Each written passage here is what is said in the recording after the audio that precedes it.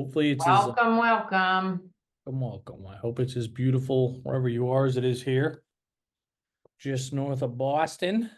A little cloudy here, but it's not raining, so that's a good thing. Okay, that's a win. Yeah, and obviously, barring the unexpected, this will be our very last presentation. Actually, Peggy, to the class of 2024s, I think, period.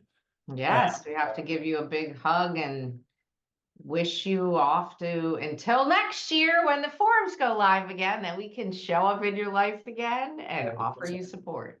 or at least for a couple of months, we'll cut you loose. Um, but I know for a decent amount of you, it's still we got this bill and we still got to figure out how to pay for it, right? And again, if we have resources, when do we use what? I know there's a lot of decisions like, hey, we have some 529s. Do we use it up front? Do we spread it out? I need to take a loan. How do I get the best rate? So that's what we're here to talk about today. And again, just make sure that we help you get this last step right.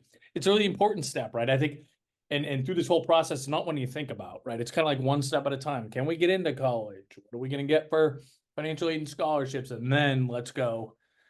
We'll figure out how to pay for it. And that's where we're at, right? That's where we're at right now. So we're going to do that the very best we can. Why don't you tell us, let us know if you're relatively new to us, if you've been with us through this whole journey. Are you a newbie? Are you, as you've called yourselves, groupies of Peg and I in College Aid Pro, or just pop in the chat, kind of, tell us how long you've been following along or not. Um, Nice, yeah, we got some newbies. Lovely. yeah. We love Nice, nice, nice. New that. and confused. Well, by the end, you will not be confused. You New and might good. have a lot of information up here, but you should not be confused. So, Yeah, well, oh, welcome well, to the party. welcome, man. We got a lot of new people. That's amazing. That is great. So we'll do quick introductions, right? But it's always nice to see again some newbies. We don't necessarily expect that at the finish line here, but that's great. So my name is Matt Carpenter. I'm founder at College Aid Pro. I mentioned a minute ago, just north of Boston here in our offices in Salem, Mass. I've been doing this for an awful long time, at least, or my entire career, right? Creeping up on 20 years here, which is pretty amazing. Um, and this is all I've ever known. This is what I love. This is what I care about. I have a very vested interest in everybody having as successful outcome as possible in this process. I love college. I think it's still for so many students the right path. But it's freaking so expensive. It is so overwhelming. It's so confusing. Peg and I say every day, it's your kids and your money. Like, no kidding, you're losing some sleep over here, right? And this is it's oftentimes maybe one of the most painful parts of the process, because I think there's a lot of I talk to a lot of families, they feel guilt. I wish I'd saved more. I wish I'd known this, that, and the other. And it's like, you know what? You did the very best you could. You are where you are. And we just want to make you help you make this last decision as best as you possibly can. That's the whole get for this hour. We feel pretty confident we can do that. You're in great hands with Peggy here. She will tell her story, but she is who I like to call the fairy godmother of financial aid, representing us from the West Coast out there in Seattle. So, Peggy, why don't you say hi? Yeah, so I've been doing this for quite a while.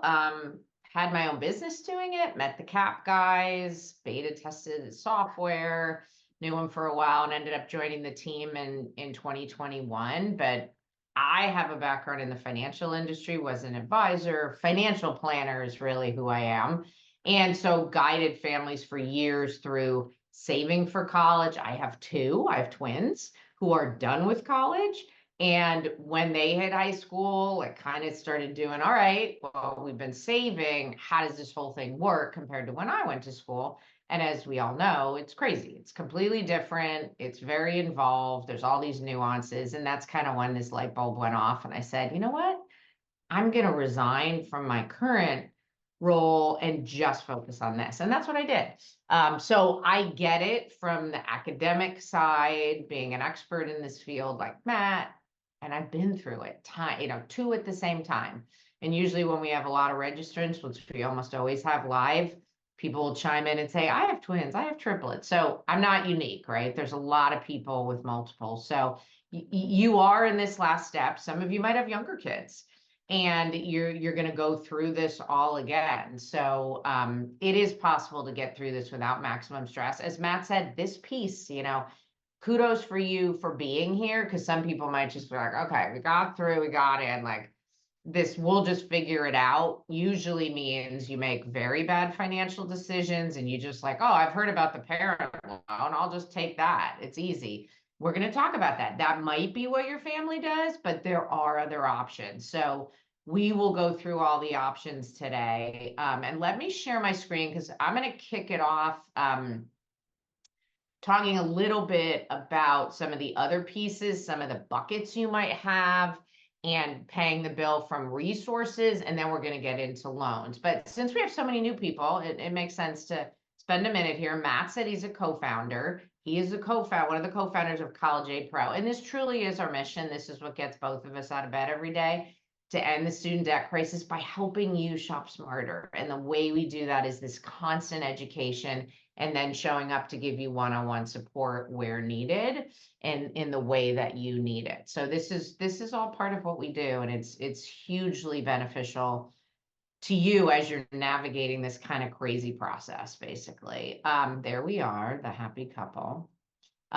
So let's talk timeline. Like it's game time, right? Some bills are already been due because we're into August. So depending on the school, if they're semesters or quarters, the bills are due at a different time. Probably a little nervous about it because it's the first time, then you'll get it down. Okay, this is when the bill's due for school. My two kids, very different dates. My son at Indiana University, go Hoosiers. I had to pay way before he started classes. My daughter at JMU, go Dukes. That was the first Friday of classes in September. So a month apart. So you just have to see when that bill's due. Your child's going to get pinged through their portal. The financial piece, the bill's going to show up. So if loans are part of the mix, we're going to help you figure that out today, what makes sense for your family. You want to move on this, where it's not, take your time of the year here. And then if it's semesters, there'll be a bill 2 times a year. Quarters, it'll be 3, unless your child's doing summer session, but typically 3 quarters. Most loan applications are pretty quick. Matt's going to touch on some of the specifics of the different ones we're going to talk to you about.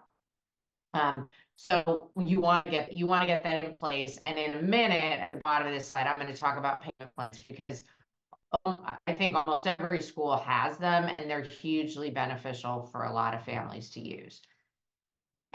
Before we get into that, let's take a minute just to talk about your household, your budget. I know that might be a word that makes you cringe, but if you think about how you're spending money in your household, $100 that you can figure out that maybe you're spending not in a smart way, maybe cable stuff that you're not watching, different streaming services. You have a gym you're not using, or maybe you forgot to take somebody, maybe your child's on there and there's no point in having them on, all these different things. You know where I'm going, because if you can save any amount of money and say, you know what, that's money that we're used to spending, that's going to go in the college bucket, that's less money you have to borrow. And it's huge. Can really, really add up. Because remember, you're thinking about loans for year 1, but this might be something you're doing every year. So it's not just year 1. So it can really add up if you can find the savings. So as we like to say, kind of hit that reset button, look in your financial junk drawer.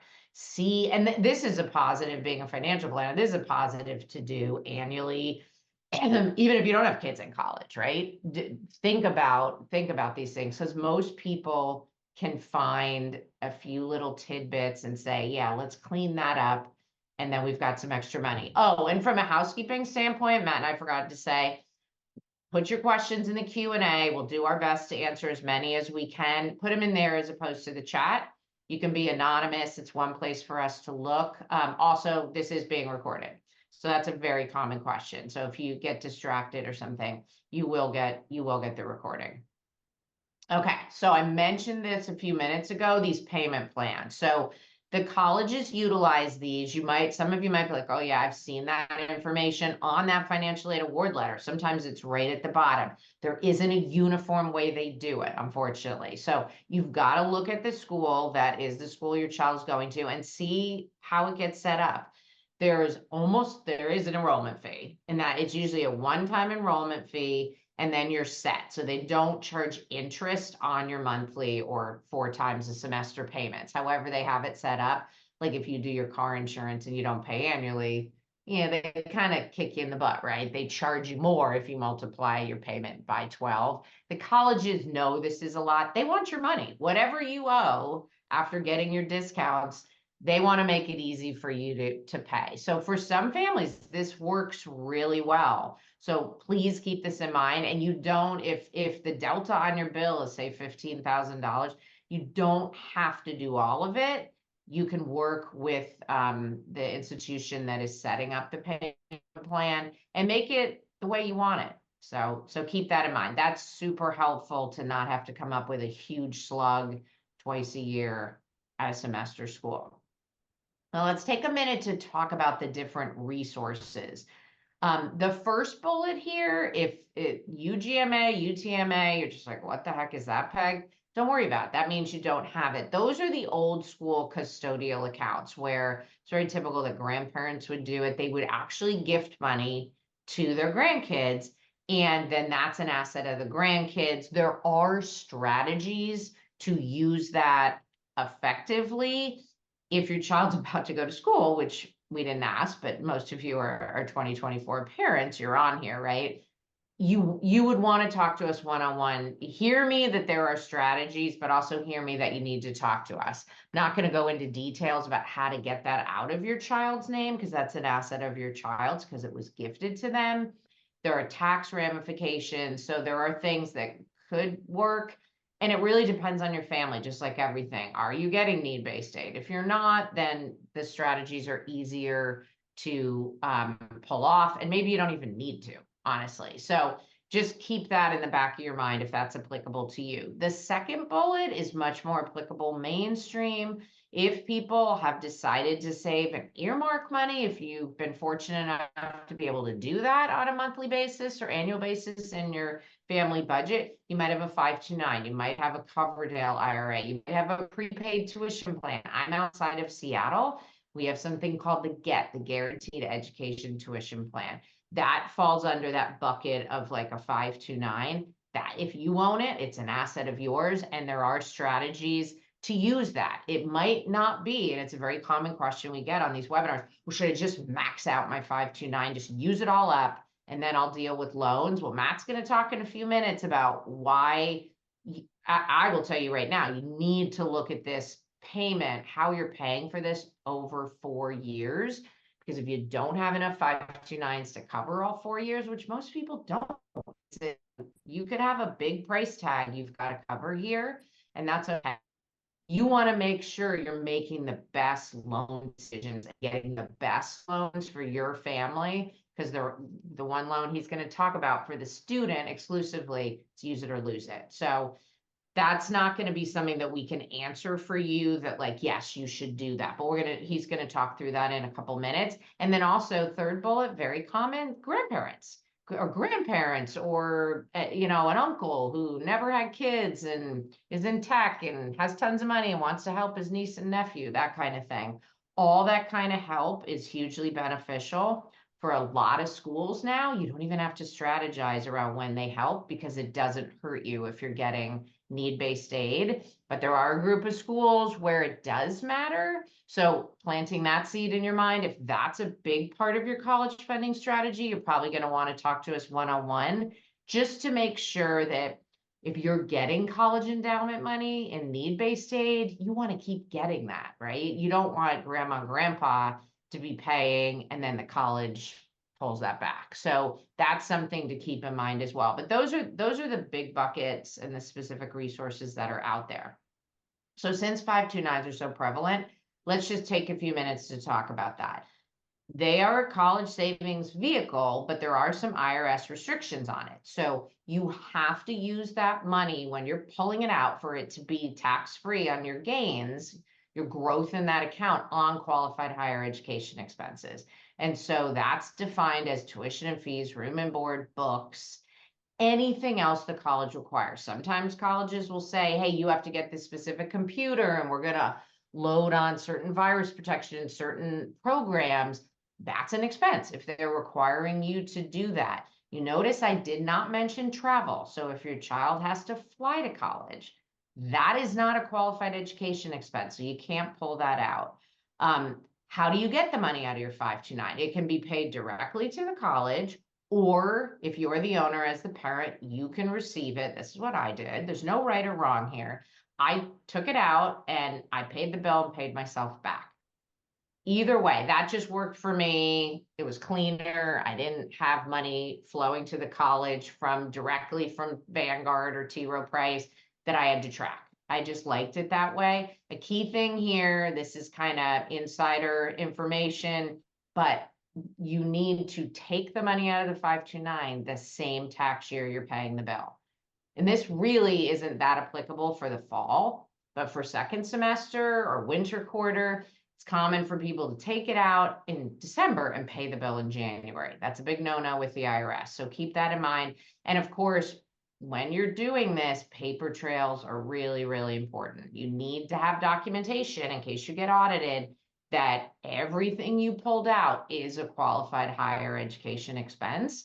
This is more applicable, but for most people, when your kids are older, my son moves off campus sophomore year, my daughter junior and senior year, very common. So then you're paying rent and you're paying food at the grocery store, not as clean as freshman year. So just keep that in mind. And again, all of this, if you want to get in the weeds on this and understand this, you can always book an hour, and we're going to talk about that at the end. You know, we always, for our live audience, have really nice, we have a little treat for you. We get nice discounts for our live audience. So just keep that in mind. And then lastly, this is not a financial aid thing, but it's something that's very important to keep in mind. If it's applicable to you, it's a tax credit. And what that means is if you owe $20,000 when you do your taxes, say that's what you owe in federal income tax, if you're eligible for a full American Opportunity Tax Credit, we call it AOTC for short, you will get a $2,500 tax credit. So instead of paying $20,000, owing Uncle Sam $20,000, you owe Uncle Sam $17,500. This is awesome because it's less money to the government. Some people are super disciplined and say, hey, I was expecting to pay 20, so I'm going to earmark that 2,500. If you're not going to do that, that's fine. But just realize this is out there. You can see on here, if you're married filing jointly, there's a restriction. There always is a limit with the IRS stuff. So it's 160,000 adjusted gross income to 180. So if you make 185,000, this isn't applicable to you. If you make under 160, you'll get the full credit. But you have to have $4,000 of qualified education expenses that you did not pull out of another tax advantaged account, most commonly a 529. People will do that. They'll say, oh, well, I'll just pull, like I said earlier, that's another negative of pulling everything out of your 529. If this is applicable and then your CPA tells you at the end of the year, you can't take that because you can't double dip. You can't take a tax advantaged account where you're not paying tax on the earnings and get a tax credit on those same dollars. So hopefully that makes sense. If this is applicable to you and you're divorced, so you're flipping back and forth of claiming your child, you have to claim your child to take AOTC. It can't be your ex claiming the child. And this is a credit per kid. So like with mine, if this was applicable to me, I could have gotten a $5,000 credit. That's a lot of savings on your taxes. So just keep this in mind and remember that rule that you've got to have that $4,000 in tuition and fees and books. For whatever reason, the IRS doesn't include room and board, but most people can do that. But you got to pull that from cash or somewhere else that's not a 529 or, Coverdale or one of those kind of accounts. All right, Matt, I'm going to turn it over to you. Yeah, and that's a confusing one, but it's such an important point, and it's an easy mistake to make that we see all the time retroactively. It just doesn't get enough airtime, I guess, or there's not enough instructions. A lot of even CPAs we have found historically missed that. And I know there's some confusion there. It is confusing, but said another way, and Peggy loves when I say exactly what she said in different terms here, Peg, but this is just my way of explaining it. And again, I think Peg nailed it, but I just use an example of, like, let's say your total tuition bill for next year is $30,000. You have $50,000 in a 529, so you have it covered. Okay, most families will just take that 30,000 and pay it off. Boom, we're done. But guess what? We just left 2,500 bucks on the table per kid, so that's not nothing. So in that exact example, what we would do is we take 26,000 out of the 529 and fill that $4,000 gap from any other source, right? So again, it's an important point, easy mistake to make. Okay, so look, at Peg talked about a lot of different things that we can do to reduce the amount that we have to borrow, but for a percentage of us, the more than 50% of us, right? We're gonna have to borrow something, right? No matter what. So how do we do that, right? And even if we don't need to borrow, you're going to hear me make some recommendations in a second here that you still should through this one particular federal government program. So we're going to hit each of these, but the general kind of guidelines here, everybody's different. There's no universal recommendation, right? That would make our jobs easier. That would make it a lot easier for you all that are like, should I go private? Should I go public? My name, student's name, both, right? We're going to help you figure out your family's borrowing criteria. And I've never really met anybody that had that established before we started having a conversation around that. Because ultimately, when we kind of go through our decision tree, walk you through that and have you do it for your family, that's going to dictate what loan is best for your family. And that's just kind of the thing is, I might meet with 4 different families in a given day, and it's very common for me to give 4 different recommendations in terms of what loan is going to be best for their family. And that's going to make sense, I think, over the next half hour or so here. And then finally, how much is too much to borrow? And we can start here. Now, obviously, we are where we are, right? At least for you class 2024 families, it is what it is. We got to come up with X amount of dollars over the next, couple of weeks here. But I think it's still helpful for families to have a general framework and maybe specifically in terms of how much is too much for the students to borrow for an undergraduate degree.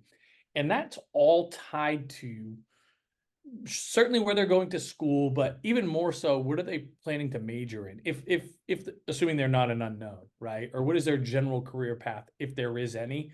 And that's what we want to anchor to in terms of how much is too much to borrow. So if I'm going to be a computer science major, okay, over the course of 4 years, the math still supports that student borrowing up to $76,000 and change here, because that's the average starting salary when they graduate.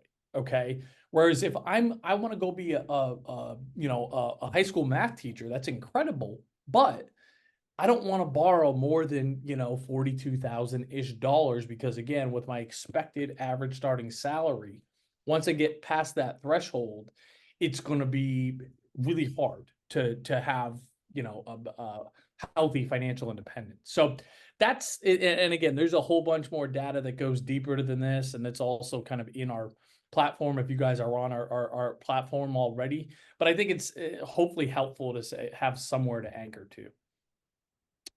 So this is essentially just a table of contents here. We're going to hit each one of these bullet points so we can kind of dive right in here, Peg, on the first type of federal loan. And this is, I teased this a second ago here. This is something that I personally, and I don't even know if there's any exceptions in terms of our team of pros and experts at our firm. I think we really all share the same sentiment here. And that is that every family should be taking advantage of this loan for one of a couple of reasons. Number one, if you're a family that needs to borrow for college, this is where you start, full stop. That's one of the very few kind of blanket recommendations that I'll make for families. This is just in the student's name. This is the only loan that's just in the student's name that does not require a co-signer. Very favorable, incredibly flexible repayment terms. They're not going to get a bill until 6 months after they graduate from college, and they can almost, I'm embellishing a little bit here, but they can almost customize their repayment plan, right? They're very, very flexible in terms of the options that are available here. And believe it or not, even though, if you're looking at the bottom left here, you see a fixed interest rate of 6.5%, and that's pretty stinking high, and it is historically, but this year, it's somewhat competitive. So outside of the rate, which again, historically is very competitive, this year kind of stinks, but it's still an outstanding loan program. So if you need to borrow, you start here, right? Now, I'll talk to plenty of families that'll say, well, we don't need to borrow. Okay, well, guess what? So why would I, and we have the resources to cover all 4 years, right? Because remember, this is a 4-year expense, and this is a use it or lose it loan, right? If you want to, you have to use it. We can't retroactively say, actually, we wish we borrowed freshman and sophomore year. Let's add that to this year's option. No, each year it's use it or lose it. Okay. But even for families that don't need their kids to borrow, don't want their kids to borrow, which I always push back on that a little bit. I think it's great to have some skin in the game. And again, we see a lot of data to support that, so long as it's a manageable amount. But go ahead and take out this loan under their name, pay it back instantaneously, and your kid's going to graduate with established credit. So it's a great little perk where, again, even if you're in a fortunate enough position where you don't need to take advantage of this loan, there's still a strategic reason where we would recommend that you do so, because what an awesome way to start out. Again, you're kind of independence as a 22-year-old with a 780 credit score to go get a car or lease an apartment without a cosigner, et cetera, et cetera. So take advantage of it. You are entitled to it so long as you complete the FAFSA and a couple other simple steps online that we'll show on the next slide here, I think. And if you don't already subscribe to our YouTube channel, I firmly recommend that you do so. We got a whole bunch of great stuff on there, but PEG actually, in order for this loan to actually go through, you see the requirements towards the bottom here. The students need to complete 2 steps: entrance counseling and signing a promissory note. I know a lot of parents do this on behalf of their kids. So whoever is actually doing it, this needs to happen in order for that money to change hands between the federal government and your college. But PEG does a step-by-step walkthrough on our YouTube channel, so you don't have to overthink that. Just go there, and again, she'll provide those step-by-steps. Very nice bedside manner, I might add, as well. Exactly. Very nice. Okay, so what about parents, right? If I'm a parent that needs to borrow, we need to borrow beyond that. Many families, that $5,500 federal government direct student loan is great. However, arguably the biggest problem with it is that it's capped at that $5,500. I'm a parent, I'm a family that needs to borrow more than that. What options do I have through the federal government? Well, you have one, okay? The biggest problem with the PLUS loan this year specifically is the interest rate is effectively about 10%, because the rate is fixed at 9.08%, but then there's this origination fee. So we're taking a haircut right away of 4 and change here. So again, effectively, we're at about a 10% interest rate. So the rate, quite frankly, stinks. But there's a couple other talking points here, and there are going to be some reasons where this is going to be the right solution for some families. And you see this last bullet point here. For some families, it will be the only option. If you really don't have, if you have bad credit, right? If you struggle with your credit score, this is by far the most lenient in terms of their the application to be accepted for a loan program. So for all the other loan options out there, for some families, they might get denied in the private student loan sector with the state options. They can't access home equity. So this becomes oftentimes our last option. For those families, it's great, right? Where they're giving us at least an option to go take advantage of this money. Now, you are working with the federal government, so there are some other positives here. Lots of flexibility, right? Again, similar to the student loan, they blow away anybody else in terms of repayment options. So timelines and income-based repayment plans, things like this. There are also some forgiveness programs. So if you are in the civil service, if you are a nurse, if you are a teacher, if you are a firefighter, and obviously those are just 3, there's more that fit under that umbrella. We want you to investigate their forgiveness program, because at the moment it's still fairly robust. And it makes sense for a lot of these families to consider if you check any of those boxes. Here's the big caveat that again, I want you to go do your own research, but I'll just kind of tease this piece for you. How it works is that if you decide to go down this path, once and you borrow through this program for all 4 years of college, it goes into repayment 6 months after college graduation. Okay. And then you consolidate the 4 years of college into the one repayment plan. And then you make payments for 10 years. And if there's anything left on the loan after those 10 years, anything that's left is forgiven. You're going to pay a tax on that forgiven amount at that point, but oftentimes you're still a net positive. But the takeaway there is that you have to have a fair amount of confidence, again, if you're hoping to implement this strategy, that I'm going to be employed by a qualified employer for the next 14 and a half years. So it's quite a commitment in that sense, and you have to be fairly certain that that's going to be the case if you're just taking this loan for the forgiveness component. So that's always something we like to flag.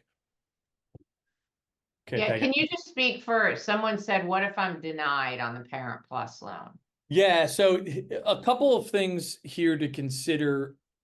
There's usually two talking points. Number one, if you're denied on the Parent Plus loan, your student will automatically become eligible to borrow $4,000 more through the federal direct student loan. So that $5,500 goes up to $9,500. But you have to bring that to the attention of the financial aid office, right? Now, that's good, but for a lot of families, they need more than that, right? That additional $4,000. Okay, we're closer, but maybe you need to borrow $40,000. That's still a drop in the bucket. The plan B after you're denied a plus loan is to see if you can find an endorser. Okay. In other words, a co-signer. Is there a grandparent? Is there an aunt? Is there a friend that would be willing to co-sign with you on that plus loan? Because ultimately you're ultimately borrowing their credit score. You're going to get the bills. You're going to be responsible for paying that loan back. And by the way, another important point I forgot to mention here, only the parent is on the plus loan. The students are not attached to this note at all. And only one parent That's applies. one parent. Exactly right. And but it's as if the students don't exist in terms of their obligation to this loan. So for some families, that doesn't matter. For other families, it does. But it's a very noteworthy data point when we talk about pros and cons or at least features of the product. But yeah, that is kind of the two most noteworthy things here. I think you hit all this. Yeah, I think I hit those. Yep. Okay, so the next place, or another place that we look when we think about these, right, there's three broad buckets when it comes to traditional educational loans. There's the federal government, there's state options, and then there's a private sector. State options, I would say, in my opinion, get kind of the least press. And there's roughly half of the states in our country have state programs, okay? And in order to take advantage of most of them, you either have to be a resident of the state or your kid has to go to school in that state, right? New York and California, two of our most populous states, they don't have state programs, right? But again, a lot of them do. But if they're like, for example, Vermont, okay, Vermont's got a nice little state program, but you either have to be a resident of Vermont or your kid has to go to school at Middlebury or St. Mike's or UVM or Norwich, some college that's in Vermont if we want to take advantage of that state's program. However, there are 3 states in the country now. There used to be just one, but now 3 states, Rhode Island, Massachusetts, and of all places, Iowa, where we can take advantage of these state programs regardless of where we live and regardless of where our kids go to school, right? So you could be a resident of the state of Washington like Peggy, and your kid could go to school to UT down in Austin, Texas, and we could borrow through Iowa, right? So a decent amount of these states, and these 3 states in particular, again, especially this year, pretty competitive rates, pretty competitive repayment terms. And again, in my experience, families just don't know that this is even an option that they can investigate. So we're going to have you do that here. This is a loan where, unlike the federal government program, these are closer to your traditional student loans where it's the parents and the students that are both formally attached to this loan. And some of the states have what's called a co-signer or co-borrower release program, where if you're, as a family, if you're looking at this like, hey, look at, this is ultimately the student's responsibility, some of it or most of it or whatever. And I want to get off of this loan formally as quickly as possible. That's going to be a feature that you're going to want to take a look at. These co-borrower, co-signer release programs that offer exactly that. Once we get into repayment, we can apply to have just the student on there, and then I can be released from the obligation, again, assuming that's a important feature for your family. Go ahead, Peg. Okay, so private student loans. So these are loans that I think, and I'm going to give you guys a visual in just a second here, but these are, I think traditionally what we think of as your standard college loans. Maybe some of you, when you were going to college, borrowed through Sallie Mae or some of these types of programs. But these are going to make the most sense if your family checks a couple boxes. Number one, if you are looking at this like, hey, this is my kid's responsibility, or at least I want equal skin in the game here. This is what these loans are designed for. It's the students that are going to get the bills 6 months after graduation here. Okay. If you are a family that has a pretty good credit score, that has is going to have a fairly robust application, we are finding that the most competitive rates this year, which again is not always the case, are coming from the private student market. Now, that's not everybody, and there's a huge range, right? So if for example, the banks, they look at it like this. The lenders are like, look, if this is a really strong application, we feel incredibly confident we're going to get our money back in a timely fashion. They're a small risk, in other words. We're going to give them a very competitive rate. If you're just barely passing, their kind of application procedure, okay, and then they're going to say, okay, well, we're willing to lend money to this family, but we see them as a higher risk. In exchange for that, they're going to pay us a premium via a higher interest rate, right? And I think maybe you can go to the next slide, and then I'll share my screen briefly, Peg. Actually, let me just share right now. Sorry. So these are I'm gonna share this at the end for you guys as well, but just to give you a visual now, and Peggy, if you want to slap this in the chat, please. Sure. So this is what we recommend. Okay, these are the steps that I want all of you to do that need to borrow, whether it's this semester or next semester. And it's these steps that are going to help your family find what, number one, is the lowest rate for your family, and then I'll kind of summarize at the end here the other how to think about these other maybe less tangible variables in making your decision. But number one, you're going to go through in the private student loan market and choose a couple here, right? Now, Ascent is one of you, and for those of you guys that follow us, it's really interesting how these lenders will compete with one another, and they will change on the fly.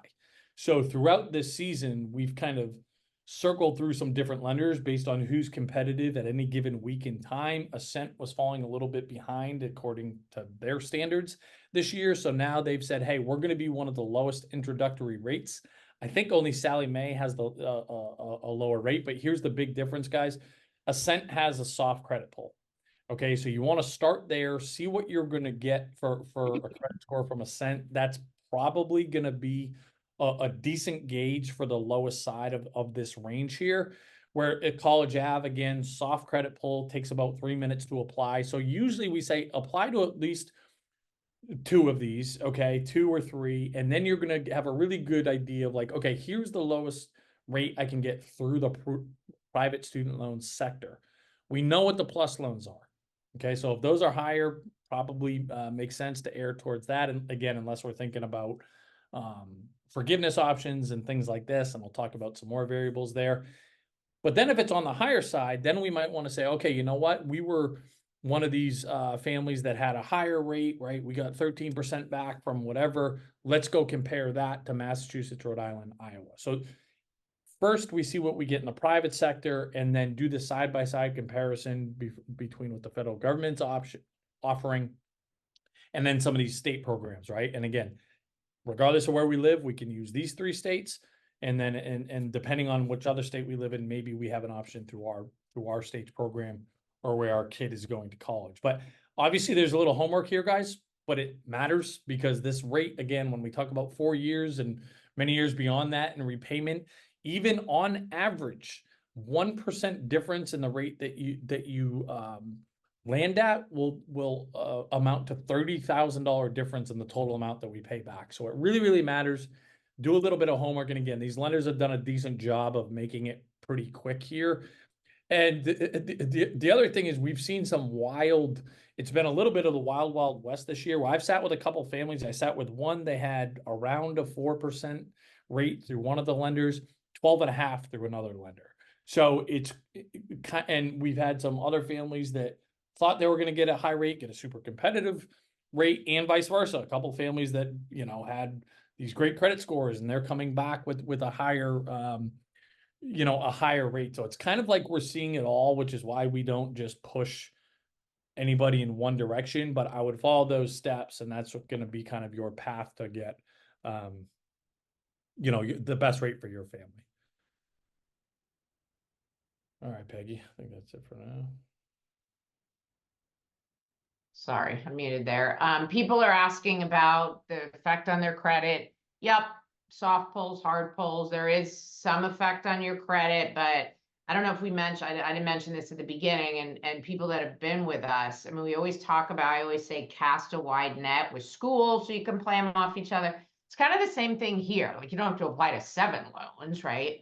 But to Matt's point, if you can get a slightly lower interest rate and the terms, there's whatever terms that matter to you, maybe a cosigner release program, whatever, that could mean thousands and thousands of dollars in your pocket. So, it is what it is. What happens with your credit momentarily to do this, just is what it is. All right. So sorry, Peg, I got some questions here that were good that I just forgot to mention here. For just about every, I can't think of any exception, so I think I can use the word every, although I always hesitate. There's no prepayment penalties on educational loans. Plus loans, state loans, private sector, they'll take your money, right? Here's maybe the one exception here. Mortgage, there could be prepayment penalties sometimes. Educational loans, no prepayment penalties. The other one here is that, and again, I don't think there's an exception here that I can think of. There's no origination fee for private student loans. So unlike the federal government with 4% off the top, some of the states have an origination fee, not all of them, right? But none of the private student lenders, again, that I can think of have origination fees. But good questions, and I forgot to mention those. Thank you.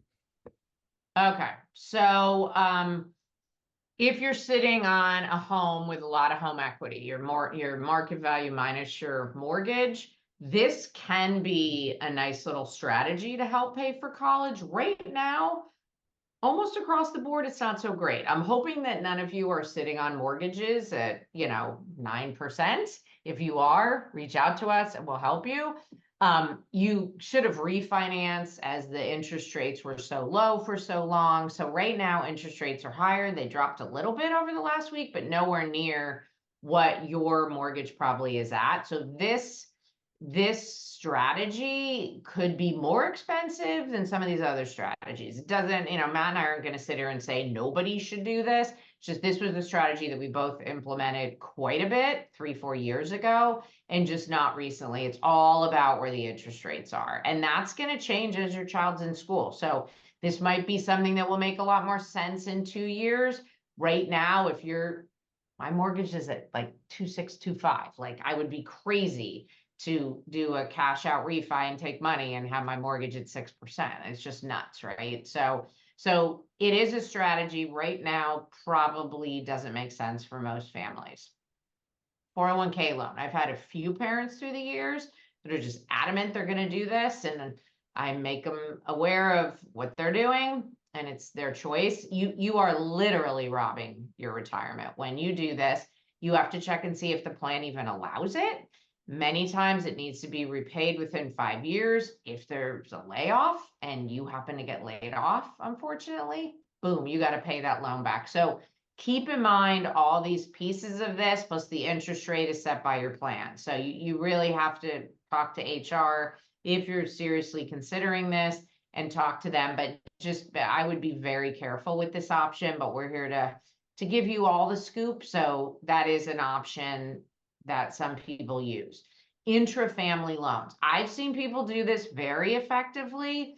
Doesn't affect financial aid at all, which is awesome. This is when a lot of times a grandparent will say, well, I just don't want to just give Johnny the money. I want there to be like a loan, a legit note that we're going to go download something online, and maybe I'll forgive some of it, but I want my child or my grandchild or whatever to feel like they have skin in the game, but these interest rates are kind of high. I can do it. I'll charge them 3%. The downside of this is that it's family and it's money, right? So if something comes up and there's friction, relationships are in jeopardy. I mean, that's way more important than money, in my opinion. But again, throwing it out there that I've seen people do this for various reasons, works very effectively. And if you're getting a financial aid package, is not even a factor in that. So that's the best part of it. Life insurance. So some of you might be sitting on cash value life insurance where there's options to borrow. There might be options to take a distribution. I'll tell you right now, if you take a distribution, that's going to affect things.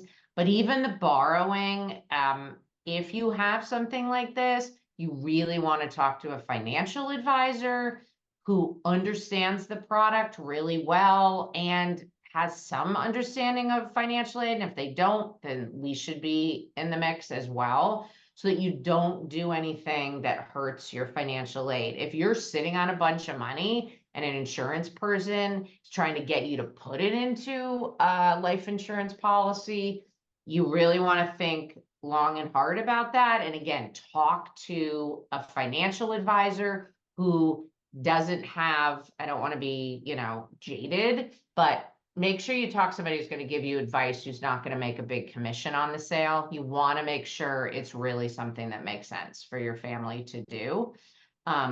So that's what I have to say about this. So just be wary. I've seen it work in a few circumstances. I've seen it kick a lot of people in the butt more often than not. So just keep that in mind as far as life insurance.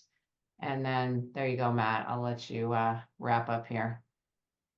Yeah, thanks. And Dee, we got a couple good questions around this. So hopefully what I want to talk you through is, how to have this conversation kind of internally or in your household and try to determine, what is going to be the best fit for us, right? Because I think the goal, our kind of meta goal with this presentation and how we coach this is that, look, there's no painless way to borrow $40,000 for college or whatever the number is. But I think there's a lot to be said for saying, like, look, because most families, let me tell you, the vast majority of families, unlike anybody that's kind of engaging here, when they go to borrow money for college, they're going like this and throwing darts blind, right? Maybe they just heard the PLUS loan. Maybe that was, their neighbor took out the PLUS loan. It was included in their financial aid package, or Sally Mae sent them the most emails, so they went there, right? But they're just completely flying blind. And I think there's a lot to be said for families that say, you know what? Yeah, we had to borrow $40,000 and that's a bummer, but we educated ourselves. We understood the pros and cons of every single option, and we're choosing the one that makes the most sense for our family. Like that's, we hope that's something that can help you sleep at night here. So number one is you want to think about how much does the rate matter? Is that if that's the only predictor, well, I walked you through, and I'm going to show you the steps again in a second here, exactly how to find your lowest student, the lowest rate, right? Full stop. Those are the steps to get your lowest rate, and that's it.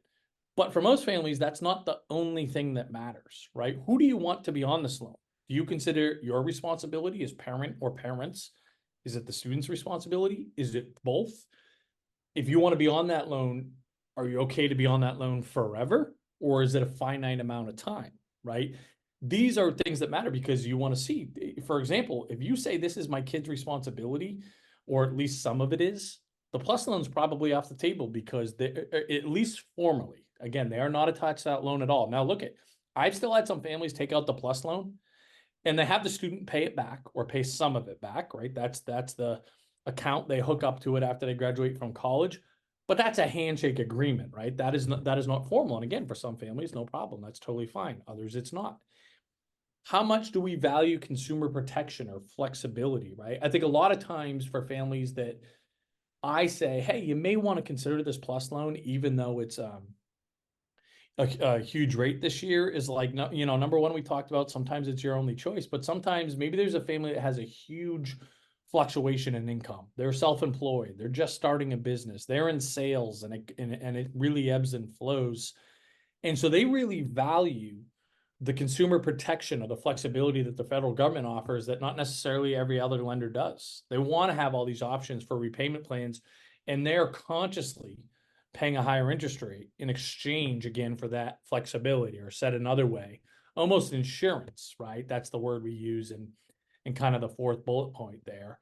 And again, home equity used to be a maybe the most common recommendation for families in which this was applicable, you know, 3-4 years ago, like Peg said. But for most families now, it's word. I haven't recommended it once this year, and I don't think that I will, and I don't know that anybody on our team has.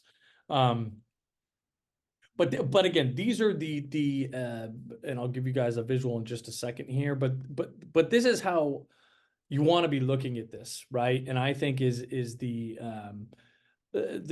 types of conversations that you want to be having at home that can help inform, again, what loan or combination of loans make the most sense for your family. So let me just go through here again very quickly, and Peg, if you could just share this link again for those that might have jumped on in the meantime. But here's kind of the step-by-step guide here. We want to spoon feed you to say this is what we would do in your shoes.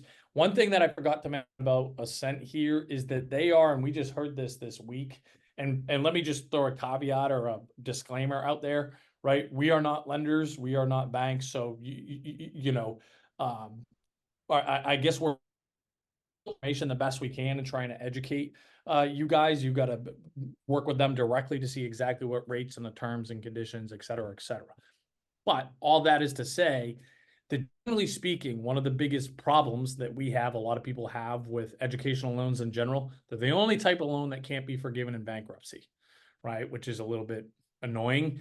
Ascent loans, okay, from what I understand, what I learned this week, can be forgiven in bankruptcy. So again, do not take my word from it. That is not gospel, but that's another feature that I found very interesting with those guys. But anyways, go check them out. Go check College Ave out. See what you're getting for a rate in the private student loan sector.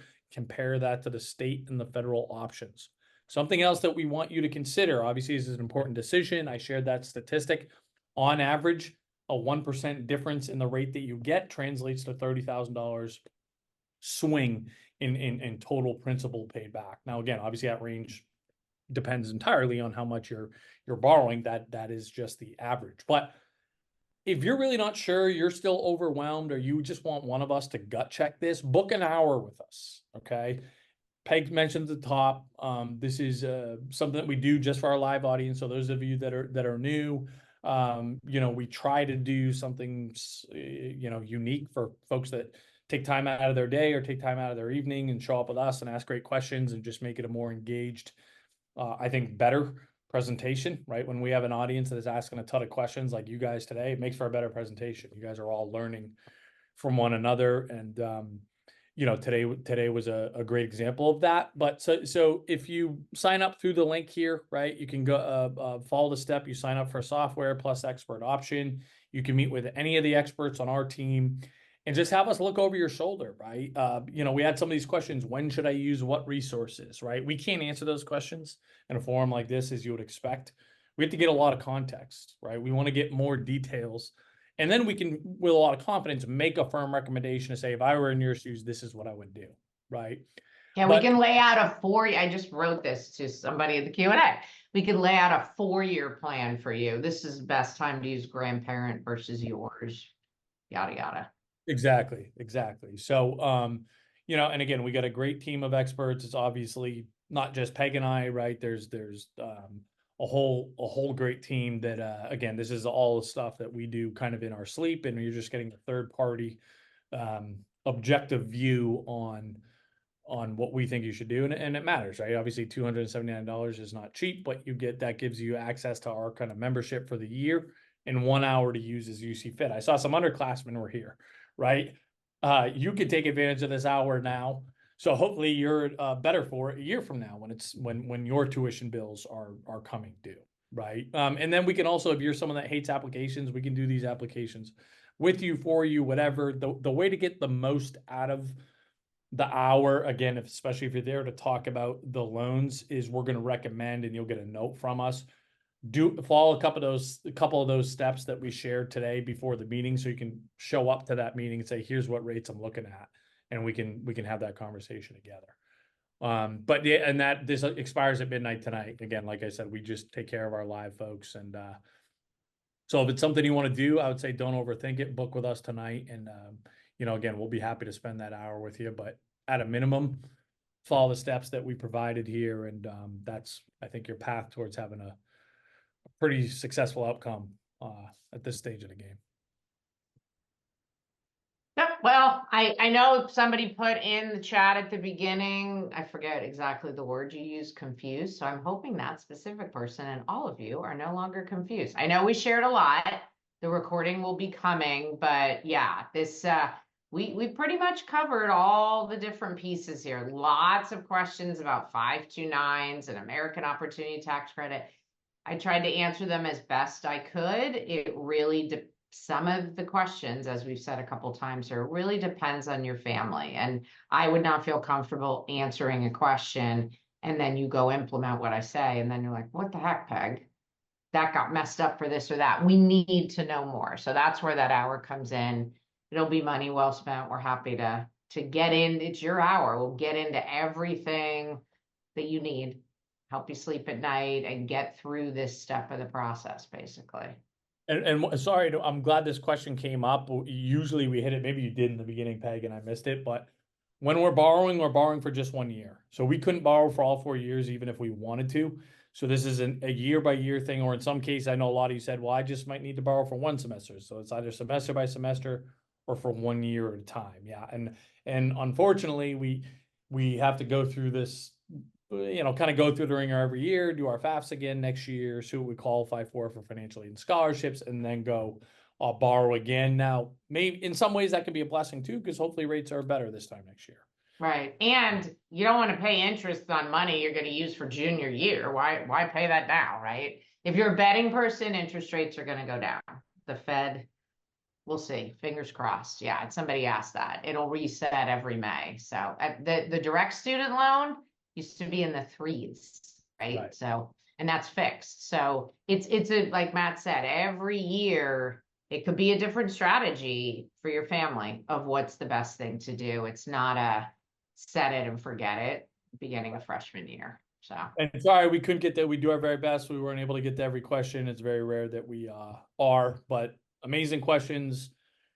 Great just kind of interaction here, and especially for those of you that have been, everybody, but especially for those of you who've been with us for a lot or all or of this journey. We're really grateful for you. We really do appreciate all the engagement and kind of care and just showing trust up. and confidence. Yep. Yeah, exactly. If it was just me and Peggy every time, it'd be get a little stale. No offense, Peg. No offense. Yeah, offense taken. Offense taken.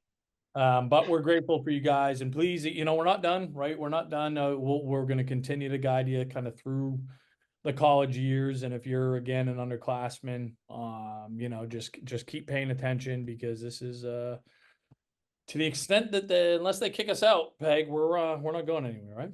Yep, exactly. All right, everybody, have a great rest of the day. Guys.